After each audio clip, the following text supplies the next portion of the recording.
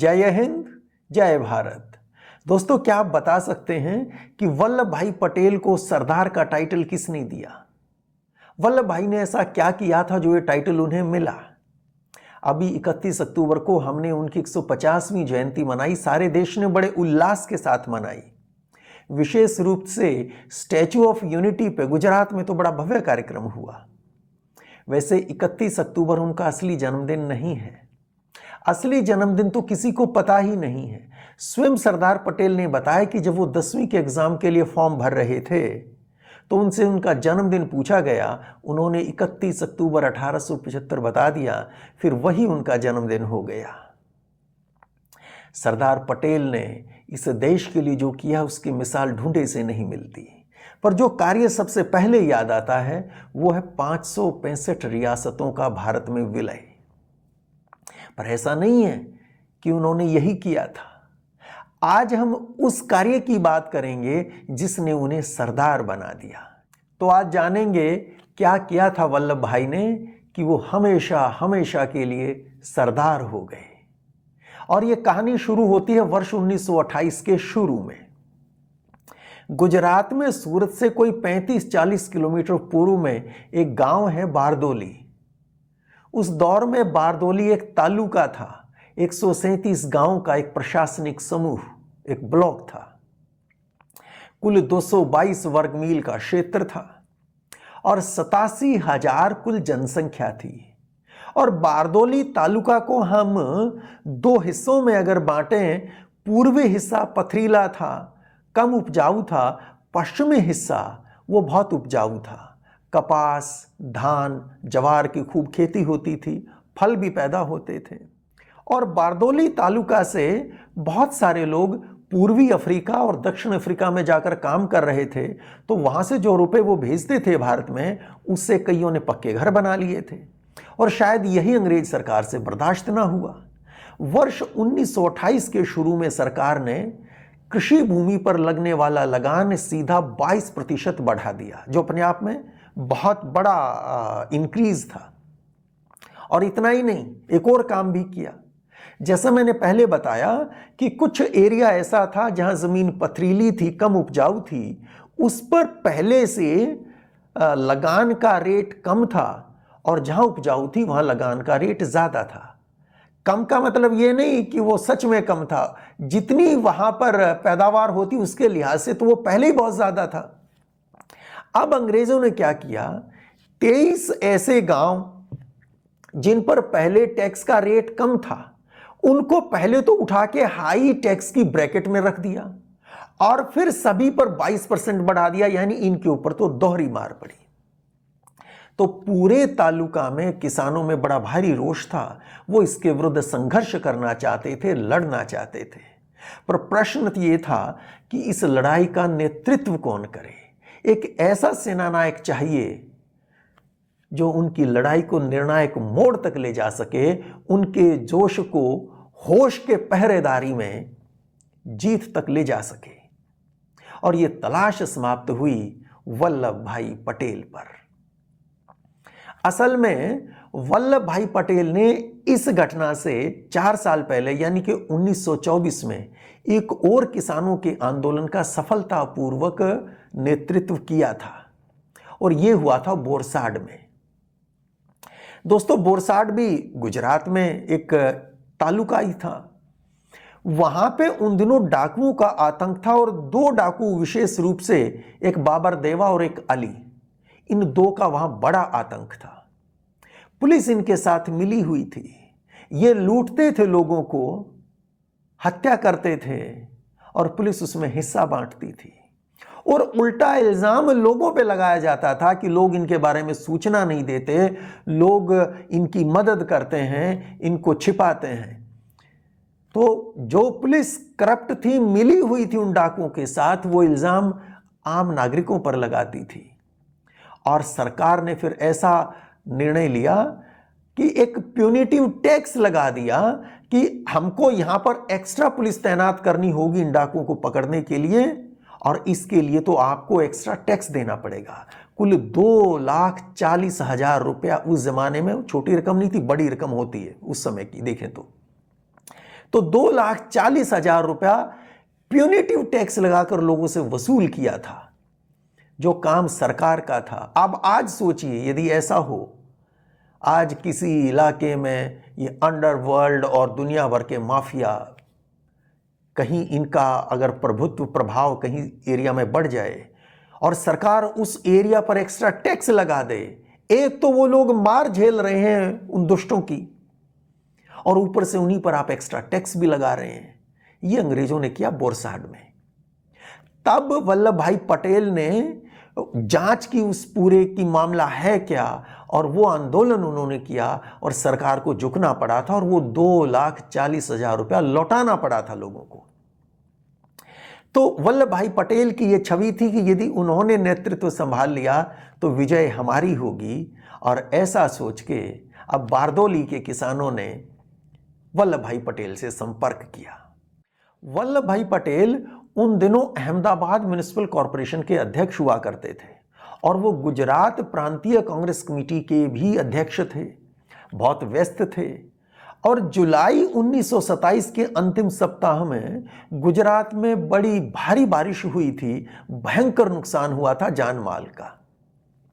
तो बाढ़ राहत के कार्यों में भी वल्लभ भाई पटेल बहुत व्यस्त थे और उसमें उनको सरकार की सहायता भी चाहिए थी। सरकार की मदद से बाढ़ राहत का कार्य हो रहा था। तो ऐसे में जब बारदोली के किसानों का प्रतिनिधिमंडल जनवरी के शुरू में जाके उनसे अहमदाबाद में मिला और उन्होंने अपनी बात बताई, तो शुरू में वल्लभ भाई पटेल ने बहुत ज़्यादा उत्साह नहीं दिखाया। और कारण जैसा मैंने पहले कहा, एक तो ये कि जो बाढ़ राहत का कार्य चल रहा था उसमें सरकार की मदद से वो हो रहा था, और अब अगर वल्लभ भाई पटेल उस कार्य को छोड़ के बारदोली के किसानों के लिए आंदोलन में बैठ जाते तो सरकार नाराज होती, वो मदद बंद हो जाती। और वो मदद तो एक एरिया तक सीमित नहीं थी, दूर दूर तक गुजरात में भारी नुकसान हुआ था। बल्कि जिस दिन इस प्रतिनिधिमंडल की भेंट होती है अहमदाबाद में सरदार से, उस दिन सुबह सुबह ही उनको सूचना मिली थी कि बॉम्बे के गवर्नर ने बाढ़ राहत के लिए 1 करोड़ की राशि उस दिन अप्रूव की थी, सैंक्शन की थी। 1 करोड़ रुपया उस जमाने में देखिए कितना बड़ा रहा होगा। अब आप सोचेंगे कि बॉम्बे गवर्नर ने क्यों की। देखिए उस जमाने में गुजरात अलग प्रांत नहीं होता था। मैंने कहा गुजरात प्रांतीय कांग्रेस कमेटी, वो कांग्रेस के ऑर्गेनाइजेशनल स्ट्रक्चर में अलग प्रांत था, लेकिन अंग्रेजों की गवर्नमेंट में अलग प्रोविंस, अलग प्रांत नहीं था। तब महाराष्ट्र और गुजरात दोनों मिलके एक थे, एक प्रांत था, और उसको कहते थे बॉम्बे प्रोविंस। तो बॉम्बे के गवर्नर ने 1 करोड़ रुपया सैंक्शन किया था बाढ़ राहत के लिए उसी सुबह। तो एक तो ये चिंता कि अगर मैं उधर गया तो ये काम रुक जाएगा, और दूसरा वो ये भी जांचना चाहते थे कि पहले देखूं तो कि इस लड़ाई को लड़ने के लिए वहाँ के किसानों में हिम्मत कितनी है, उनका जज्बा कैसा है, उनका संकल्प कैसा है। ये लड़ाई मेरे से नहीं लड़ी जाएगी, मैं नेतृत्व तो कर सकता हूँ, लेकिन वो तब ही सफल होगा जब वहाँ के किसान इसके लिए बड़ी कीमत देने को तैयार हो, बड़े कष्ट सहने को तैयार हो। जब आंदोलन होगा तो अंग्रेज तरह तरह से सताएंगे, यातनाएं देंगे। तो वल्लभ भाई पटेल ने किसानों के उस प्रतिनिधिमंडल को कहा कि आप वापस जाएं और एक एक गांव में घूमें और वहां पता करें, लोगों से मिलें और उनसे पूछें कि आप इसके लिए कितने कष्ट सहने को तैयार हो। अंग्रेज आपकी जमीनें कुर्क करेंगे, आपकी मूवेबल इमूवेबल एसेट्स को जब्त करेंगे, नीलाम करेंगे, भूखों मरने की नौबत भी आएगी, जान भी जा सकती है। क्या ये लड़ाई आप लड़ेंगे? अगर आपको लगता है गांव गांव जाने के बाद कि हां, बारदोली के किसान इस संघर्ष के लिए कोई भी कीमत देने को तैयार हैं, तब मेरे पास फिर से आना, फिर मैं सोचूंगा। तो खैर वो लोग वापस गए, मोहनलाल पांड्या और बाकी साथी उसके वो प्रतिनिधिमंडल में जो आए थे वापस गए, और फिर बारदोली में सर्वे हुआ और पता चला कि हाँ जी, ये तो वाकई लोग तो बिल्कुल मरने मारने की ठान कर बैठे हैं। फिर वो लोग वापस गए अहमदाबाद वल्लभ भाई पटेल के पास और बताया कि देखिए वहां तो सब सीना तान के बैठे हैं, सिर पर कफन बांध के बैठे हैं, आप बस तैयार हों, आप इस लड़ाई का नेतृत्व करें। उनको तसल्ली हो गई। गांधी जी से चर्चा हुई, गांधी जी की भी अप्रूवल मिल गई और इसके बाद फिर 4 फरवरी 1928 को वल्लभ भाई पटेल पहुंचते हैं बारदोली। इसके बाद उन्होंने एक सार्वजनिक सभा भी किसानों की। उसी दिन 10,000 से ज़्यादा किसान इकट्ठा थे। पहले बंद कमरे में मीटिंग की उनके मेन जो एक्टिविस्ट थे उनके साथ, और फिर सार्वजनिक सभा, और उस सार्वजनिक सभा में भी वही आह्वान किया कि हर कीमत देनी होगी। आप सोच लें इस बात को, बड़ा जोश था लोगों में। खैर, सभा संपन्न हुई। सभा समाप्त होने के बाद अभी पूरी तरह से वल्लभ भाई पटेल की तसल्ली हुई नहीं थी। वो पास के गांव में जाते हैं, वहां 2 महिलाओं से बात करते हैं और उनसे कहते हैं कि ये बताओ, अगर आपके पति लगान देने लगे, लगान की पेमेंट करने लगे, जो बढ़ा रखा है लगान, इसकी पेमेंट अगर करने लगे तो आप क्या करेंगी? उन महिलाओं ने कहा कि हम उन्हें घर में नहीं घुसने देंगे। फिर पूछा कि अच्छा ये बताओ, आपकी गाय भैंसों को अगर सरकार कुर्क करके ले जाने लगी तब क्या करेंगी? महिलाओं ने कहा हमको कोई परवाह नहीं। सरदार जानते थे कि महिलाएं हैं, इनके हृदय ज़्यादा भावुक होते हैं, पशुओं के प्रति लगाव ज़्यादा होगा। जब गाय भैंस को उनके सामने से लेके जाएगी अंग्रेज सरकार तो शायद उनकी हिम्मत टूट सकती है। लेकिन जब ये बातें सुनी तो सरदार को तसल्ली हो गई। इसके बाद 6 फरवरी 1928 को वल्लभ भाई पटेल ने बॉम्बे के गवर्नर लेस्ली विल्सन गवर्नर होते थे, उनको पत्र लिखा कि जो भयंकर अन्याय किसानों पर आप कर रहे हैं ये सही नहीं है। ये जो लगान आपने बढ़ाया है ये न्यायोचित नहीं है। अगर आप चाहें मुझसे मिलना, मुझसे बात करना, इस विषय पर चर्चा करना, तो जब आप बुलाएंगे मैं खुशी खुशी आपसे इस पर चर्चा करने आऊँगा। ऐसा पत्र वल्लभ भाई पटेल ने गवर्नर जो बॉम्बे के थे उनको लिखा। अंग्रेज सरकार बड़े अभिमान में थी, बड़ा दंभ था।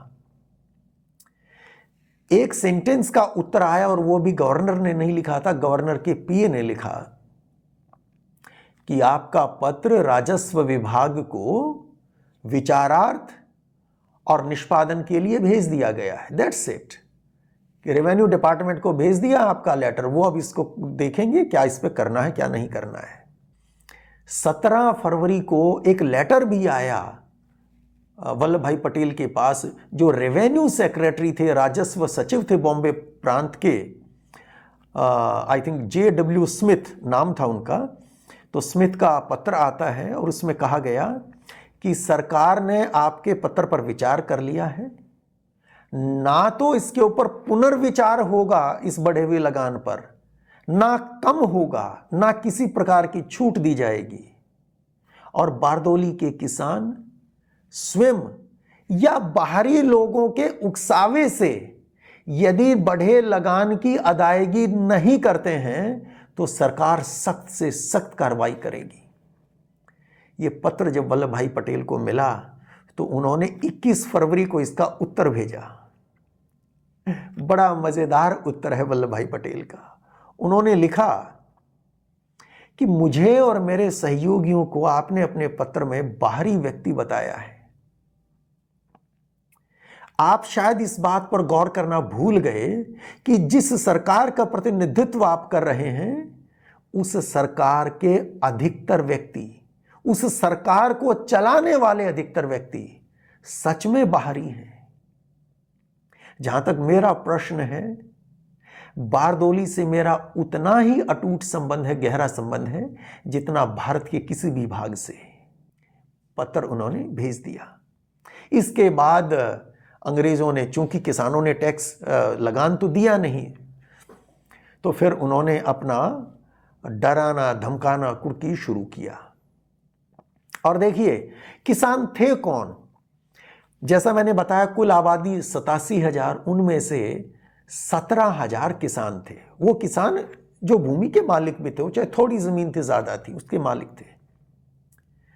इनमें ज्यादातर जो संख्या थी वो तो पाटीदार थी। सरदार पटेल भी पाटीदार थे, कुछ ब्राह्मण भी थे, कुछ बनिया भी थे, कुछ मुसलमान भी थे, कुछ पारसी भी थे। बहुत थोड़े थोड़े नंबर हैं उनके, पर वो भी थे।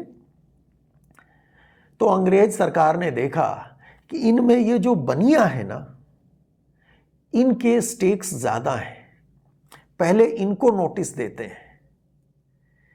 ये टूटेंगे तो दूसरों में भी डर होगा और इनको तोड़ना आसान है। तो ऐसे 111 बनिया लोगों को नोटिस भेजे गए जो कृषि भूमि के मालिक थे।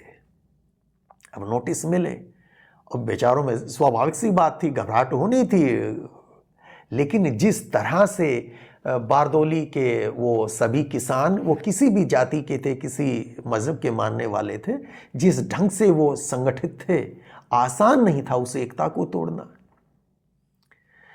अंग्रेजों ने भी देखा कि बात बन नहीं रही। तो यहां तक हुआ कि एक बड़ी उम्र के बूढ़े वो बनिया, अच्छा जमीन भी थी उनके पास, उनको डिप्टी कलेक्टर ने अपने यहां बुलवाया। अब अंग्रेज सरकार के लिए ये मान सम्मान की, लॉयल्टी की बात ज्यादा बन गई थी कि किसी तरह लॉयल्टी नहीं टूटनी चाहिए अंग्रेज राज के प्रति। पैसा तो देखा जाएगा कम आया ज्यादा आया। तो उस बनिया को कहा कि देखो तुम सिर्फ 1 रुपया जमा कर दो, 1 रुपया जमा कर दो, बाकी बाद में देखा जाएगा। उस वृद्ध किसान ने कहा कि हुजूर माफ कीजिएगा, मुझे इसी गांव में रहना है, मैं आपका बड़ा सम्मान करता हूं, पर मैं विवश हूं। नहीं दिया उसने 1 रुपया भी। कुछ कमजोर भी थे, कम हिम्मत वाले थे। 2 बनिया ऐसे थे, उन्होंने अंग्रेज सरकार के उन अधिकारियों से सांठगांठ की और कहा कि हम अपने लगान का रुपया अपनी खिड़की में रख देंगे, खिड़की को खुला छोड़ देंगे, तुम आना और वहां से उठा लेना। सीधे हम आपको देंगे तो मुश्किल हो जाएगी, गांव में हमको रहना है। तो ऐसा ही हुआ। एक ने 1,000 रुपया और दूसरे ने 785 रुपया अपनी खिड़की में रख दिया। वो अधिकारी आए, उन्होंने रुपए वहां से उठा लिए। ये बात गांव के बाकी लोगों को पता चल गई। अब क्या था, अब गांव के लोग तो फिर हो गए इकट्ठा और इनके लिए बड़ी शर्म की बात थी, बड़ी बेइज्जती की बात थी। तो गांव ने इन पर प्रायश्चित के लिए दंड लगा दिया। एक से 800 रुपया वसूल किया और एक से 651 रुपया। हालांकि जब वल्लभ भाई पटेल को इस बात का पता चला तो उन्होंने कहा नहीं, ये सही नहीं था, इस तरह जुर्माना नहीं लगाना चाहिए था। बहरहाल जबरदस्त एकता थी। अंग्रेजों की सारी कोशिशों के बाद भी लोग संगठित थे। बल्कि एक बार तो ऐसा हुआ, डिस्ट्रिक्ट कलेक्टर हार्टशॉन बारदोली आया। उसको जाना था आगे गांव सरभोण, टैक्सी चाहिए थी। टैक्सी वाले ने चलने से मना कर दिया। दूसरे से पूछा, उसने मना कर दिया। दोनों के ड्राइविंग लाइसेंस इसने कैंसिल कर दिए, लेकिन वो चलने को तैयार नहीं हुए। उसको पैदल सरभोण जाना पड़ा। बच्चे बाहर खड़े इंतजार कर रहे थे। जैसा ही हार्टशॉन गांव में पहुंचा, उन्होंने ढोल बजा के गांव वालों को सूचित कर दिया। उसके बाद कोई दरवाजा खुला नहीं मिला, सबके यहां ताले बंद थे। निराश होके हार्टशॉन को लौट के आना पड़ा। अब अंग्रेजों का जोर चल नहीं रहा था, कुछ कर नहीं पा रहे थे। तो बल्कि यहां तक हो रहा था कि जो गांव का मुखिया था, हर गांव में एक मुखिया होता था और एक तलाटी होता था। जैसे पटवारी होते, तलाटी वो एक गांव का एक अधिकारी होता था, वो रेवेन्यू का। तो हर गांव का एक तलाटी भी होता था। कई सारे तलाटी और कई सारे तो गांव के मुखियाओं ने रिजाइन भी कर दिया था। तो अंग्रेज बड़े परेशान थे। उन्होंने 40 पठान भेजे बॉम्बे से, मुंबई से। एक बार तो ऐसा हुआ कि पुलिस वाले उन पठानों को लेके गांव में पहुंचे। घर तो बंद मिले, सबके दरवाजे बंद, और ये चौक में खड़े हो गए। कोई दरवाजा खुले, हम घर में घुसे। संयोग से उस दिन उस गांव में या उसके आसपास कहीं वल्लभ भाई आए हुए थे। जैसे उनको इस बात की सूचना मिली, वो तुरंत उस गांव में पहुंच गए। तो जैसे ही वो पहुंचे, उन्होंने देखा कि एक घर के सामने वो खड़े हैं, पुलिस वाले और वो पठान। सामने घर का दरवाजा बंद है और ऊपर की मंजिल पे खिड़की से एक बूढ़ी औरत झांक रही थी। उस बूढ़ी औरत को देख के वल्लभ भाई ने कहा, अम्मा जी डर तो नहीं लग रहा है? उस बूढ़ी औरत ने कहा, नहीं, मुझे किस बात का डर जब तुम यहां पर हो। तो वल्लभ भाई के साथ जो उनके सहयोगी आए थे, उनमें से एक ने कहा कि इन पुलिस वालों को और पठानों को देख के भी डर नहीं लग रहा। उस बूढ़ी औरत ने कहा, भगवान इनका भला करे, ये पुलिस वाले और ये पठान आए तो इनके आने के कारण तो मुझे सरदार के दर्शन हो गए। दोस्तों, वल्लभ भाई पटेल तब तक सरदार बन चुके थे। बलराज कृष्ण ने बड़ी अच्छी बायोग्राफी लिखी थी वल्लभ भाई पटेल की, सरदार वल्लभ भाई पटेल इंडियाज आयरन मैन। इसके पेज 136 पर वो सरदार पटेल के एक निकट सहयोगी हैं कल्याण जी मेहता, उनके हवाले से लिखते हैं कि एक बार अप्रैल के महीने में ही एक जनसभा हो रही थी, लोगों में बड़ा जोश था, वल्लभ भाई पटेल भाषण दे रहे थे कि उसी भीड़ में से एक व्यक्ति कुबेर जी दुर्लभ पटेल वो खड़ा होता है और पूरे जोश में आवाज देता है, आप हमारे सरदार हैं, मैं आपका स्वागत करता हूं। उस भीड़ में एक व्यक्ति ने उन्हें अपना सरदार कहा। उसके बाद तो फिर वल्लभ भाई पटेल सरदार ही हो गए हर किसी के लिए। कोई कहता, तुमने सरदार को देखा, तुमने सरदार को सुना, तुम्हारे यहां सरदार आए थे क्या? अब कोई वल्लभ भाई पटेल नहीं कह रहा था, हर कोई सरदार पटेल कह रहा था। और कुछ समय के बाद तो फिर गांधी जी भी अपने पत्र व्यवहार में उनको सरदार कह के ही संबोधित कर रहे थे। सारा देश उनको फिर तो सरदार पटेल कह रहा था। तो अप्रैल के महीने में वल्लभ भाई पटेल, एक किसान ने कहा कि आप हमारे सरदार हैं, उसके बाद वो सरदार पटेल हो गए और आज हम सब उनको सरदार पटेल के नाम से ही जानते हैं। आंदोलन जोर पकड़ रहा था और तेज से तेज होता जा रहा था। किसानों को डराने के लिए 31 मई को सरकार ने घोषणा की कि जिनकी जमीनें कुर्क कर ली जाएंगी वो वापस नहीं मिलेंगी। 1400 एकड़ जमीन कुर्क करने के बाद हम नीलाम करके बेच चुके हैं। 5000 एकड़ और ऐसी जो कुर्क की जा चुकी, उसकी भी नीलामी होने वाली है। तो जो बाकी बचे, या तो अपना लगान अदा कर दो, वरना यही हाल आप सबका होगा। सरदार पटेल ने कहा किसानों से, डरना नहीं है, हिम्मत मत हारना। अरे ये जमीन को कहां लेकर जाएंगे? इंग्लैंड ले जाएंगे क्या जमीन को? वो जमीन यहीं रहेगी। कौन जोतेगा उसको?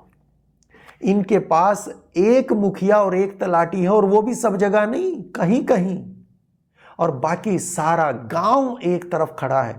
कौन हल जोतेगा उस जमीन पर? और फिर किसान इस जमीन के बिना भी जिंदा रहेगा। वल्लभ भाई ने कहा कि आखिर कितनी जमीन चाहिए? बस 6 फुट, और हिंदुओं को तो उतनी भी नहीं। वो तो कुछ घंटे के बाद वो जमीन भी, वो 6 फुट भी दूसरों के लिए छोड़ देते हैं। तो हिम्मत नहीं हारना, किसान डटे रहे, खड़े रहे, और ये संघर्ष चलता रहा। जमीनें कुर्क हो रही थी, पशु कुर्क हो रहे थे, बर्तन कुर्क हो रहे थे, मिट्टी के बर्तनों में खाना बन रहा था, मिट्टी के बर्तनों में किसान खा रहे थे, पर हिम्मत नहीं टूट रही थी। 3 जुलाई 1928 को टाइम्स ऑफ इंडिया अखबार में खबर छपती है, और टाइम्स ऑफ इंडिया उन दिनों भारतीय अखबार नहीं था, अंग्रेजों का अखबार था।